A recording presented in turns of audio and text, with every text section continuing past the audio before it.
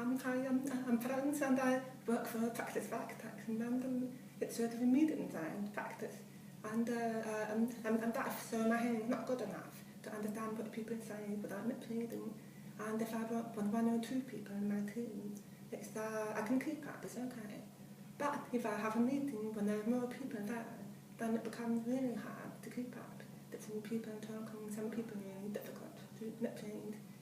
And for a little while, for a couple of years, I had a note taker, and that was provided by Access to Work.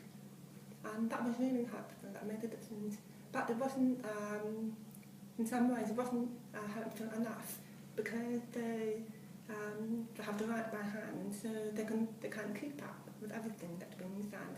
So they have to summarize the information. You don't get as much information as you would. And also they have to travel to the meeting, and often in London, that means spending an hour on public transport to come to the office. So you couldn't really book it very spontaneously. And then I started to use remote captioning. So remote captioning was really helpful in several ways. So you can book it online at quite short notice, because the people who do the captioning are doing it remotely.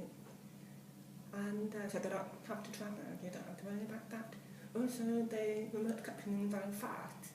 It really picks up a lot of detailed information. So you've got a lot more than with note taking.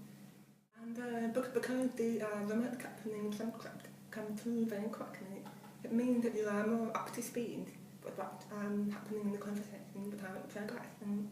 So sometimes I can make observations and I can take part in the discussion, which wasn't possible before, because I was always late in keeping up with what was being said.